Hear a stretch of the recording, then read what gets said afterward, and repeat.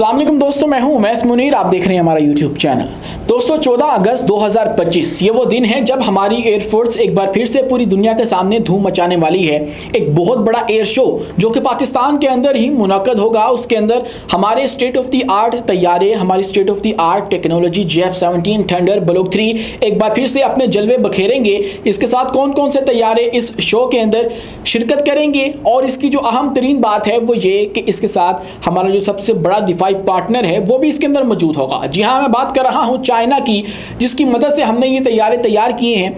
अब वो भी इस एयर शो के अंदर शिरकत करेंगे और ये दुनिया को दिखाया जाएगा, मतलब टेलीविजन के ऊपर नशर होगा।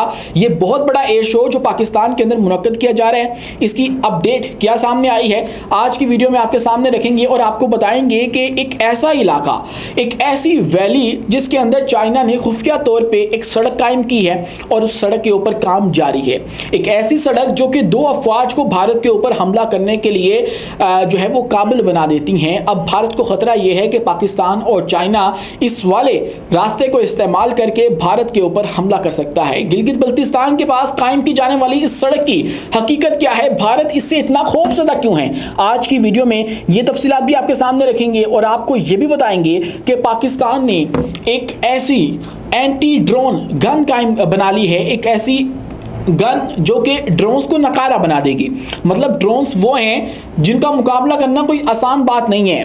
पाकिस्तान के लिए नहीं बल्कि अमेरिका और इसराइल भी इनका मुकाबला आसानी से नहीं कर सकते, क्योंकि ये बहुत निचली सतह के ऊपर उड़ते हैं। ना तो ये रडार के अंदर उस तरह से कैप्चर होते हैं और ना ही ये किसी एयर डिफेंस सिस्टम से मारे जा सकते हैं। बहुत मुश्किल हो जाता है।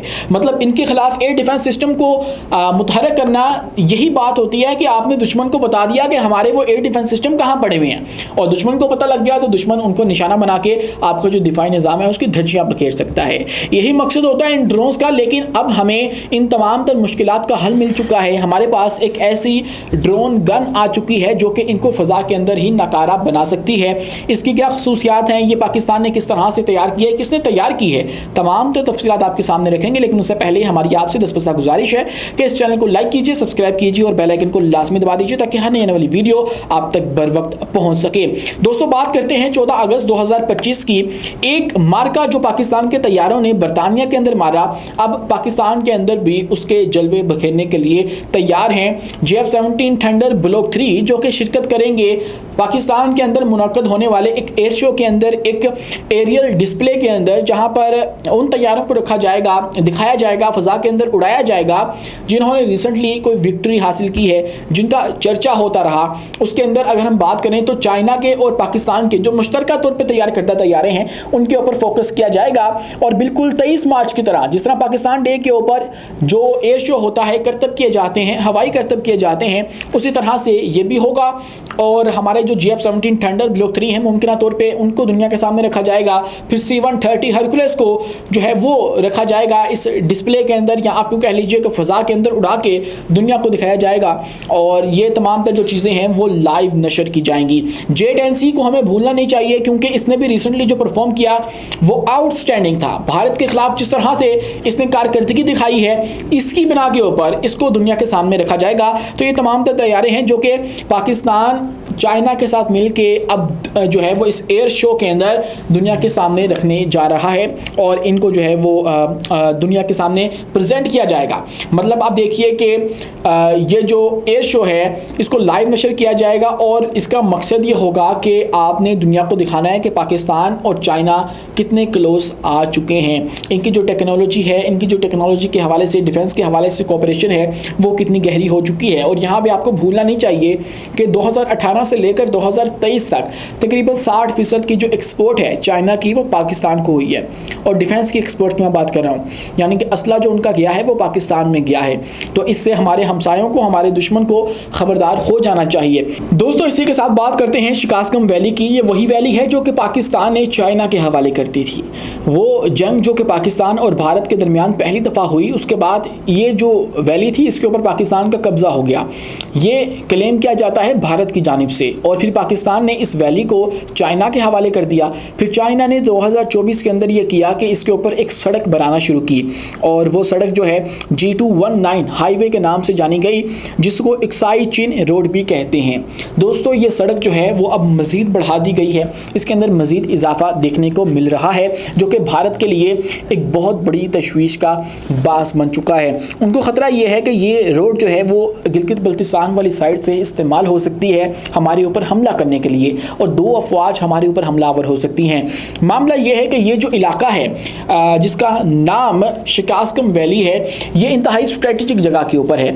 एक तरफ इसके गिलगित बल्तिस्तान हुंजा वाली पट्टी आ जाती है, यानी कि पाकिस्तान का एरिया आ जाता है, उसके बाद चाइना इसके साथ कनेक्ट होता है, और लद्दाख वाला एरिया इसके बहुत ज़्यादा करीब जो है वो तस्वुर किया जाता है। यानी कि आप यूँ समझ लीजिए कि ये सड़क अघेल पास से गुजरती है, जो कभी लद्दाख और सिंकियांग की हदबंदी यानी कि उनकी बॉर्डर लाइन होता था, तो अब ये लद्दाख के भी बिल्कुल करीब है, और चाइना का वहाँ पे असर रसूख भी है, और मुतनाज़ा इलाके हैं। मतलब ये देखिए कि सियाचिन जो ग्लेशियर्स हैं उनके बिल्कुल पास है। तमाम तर मुतनाज़ा इलाके जिनके ऊपर इन तीनों फोर्सेस के माबैन फटा रहा है माजी के अंदर भी, वो वहाँ पर मौजूद हैं। तो इसलिए भारत को मसला ये है कि अब इस वाली हाईवे को जो बनाया जा रहा है उसका मकसद ये है कि इन दोनों अफवाज को आपस में कोऑर्डिनेट करवाया जाए, इनकी कनेक्टिविटी में इजाफा हो सके, ये लोग नकलो हरकत कर सकें और आपस में कोऑर्डिनेट करके भारत के ऊपर हमला कर सकें। प्रेशर तो ऑलरेडी वो बिल्ड कर चुके हैं, और ये खुफिया सड़क जो बनाई जा रही है वो ओपन सोर्सेज की जानिब से सैटेलाइट इमेजेस के अंदर देखी गई है कि इसके अंदर काम हो रहा है, और मज़ीद जो इजाफा है वो किया जा रहा है।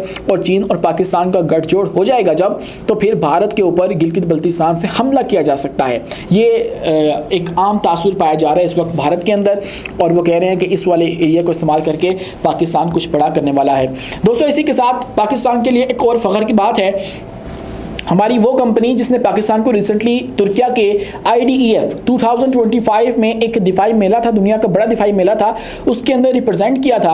हमारे जो हथियार हैं, हमारे रॉकेट सिस्टम हैं, हमारे मिसाइल हैं, वो वहाँ पर रखे गए थे, डिस्प्ले किए गए थे, क्योंकि ये कंपनी उनको तैयार करती है और इसने उनको बनाया था।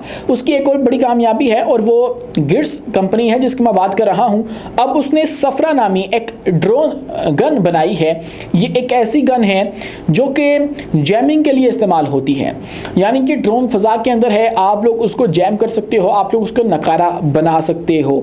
और इसकी अगर खसूसियात अगर आपके सामने रखूं तो ये 1500 मीटर तक की रेंज रखती है, मल्टी फ्रीक्वेंसी जैमिंग इसके अंदर मौजूद है, और 9x ऑप्टिकल स्कोप के ज़रिए ये जो ड्रोन्स हैं उनको निशाना बनाती है, और इसको सिक्योरिटी पर्पज़ के लिए भी इस्तेमाल किया जा सकता है, और VIP डिफेंस के लिए भी इसको इस्तेमाल बखूबी किया जा सकता है। अब ड्रोन्स की जो अहमियत है वो पूरी दुनिया के अंदर बढ़ चुकी है। मतलब आप देखिए कि रिसेंटली जब पाकिस्तान के ख़िलाफ़ एक हमला हुआ, मिसाइलों का हमला हुआ, वो हमने बर्दाश्त कर लिया। हमारे ख़िलाफ़ दुनिया के जदीद तरीन जंगी तैयारे फ़ज़ा में उड़ाए गए, हमने उनको भी टैकल कर लिया। लेकिन जब हमारे ख़िलाफ़ ड्रोन्स छोड़े गए, हज़ारों की तादाद में ड्रोन्स पाकिस्तान एंटर हुए, तो हम लोग उनका मुकाबला नहीं कर पाए। क्यों नहीं कर पाए? क्योंकि वो निचली सतह पे उड़ते हैं, रडार के अंदर नहीं आते हैं, और उनके ख़िलाफ़ जो है वो एयर डिफेंस सिस्टम काम नहीं कर सकता। मतलब उनके ख़िलाफ़ एयर डिफेंस सिस्टम को ऑन करना बिल्कुल ऐसे ही होगा कि आप लोग अपने ही पाँव के ऊपर कुल्हाड़ी मार लो। तो ऐसे में ये वाली जो जैमिंग गन है ये बहुत ज़्यादा मौसर साबित हो सकती है पाकिस्तान के लिए, और मुस्तकबिल के अंदर पाकिस्तान के ऊपर होने वाले इस तरह के जो ड्रोन हमले हैं उनके लिए, क्योंकि उनके लिए हमारे पास कोई दूसरा हल मौजूद नहीं है। मतलब पाकिस्तान ने रिसेंटली भी जो गिराए हैं ड्रोन्स, वो अपनी दूसरी जो राइफ़ल्स हैं उनका इस्तेमाल करके गिराए हैं। तो ऐसे में जब इसका जो स्कोप है वो भी अच्छा है, और उसके बाद ये जैम भी कर सकती है, उनको नकारा बना सकती है, कोई तबाही का ख़दशा नहीं है, तो ये बहुत ही अहम तरीन जो है वो एक कामयाबी है, आप यूँ कह लीजिए एक संग मील है जो कि पाकिस्तान ने अबूर किया है, क्योंकि इसको हमने खुद तैयार किया है, हमारी अपनी कंपनी ने इसको तैयार किया है। आज के लिए इतना ही। अपने मेज़बान उमैस मुनीर को दीजिए इजाज़त, मिलते हैं अगली वीडियो में किस नई मालूमात के साथ। शुक्रिया, अल्लाह हाफिज़।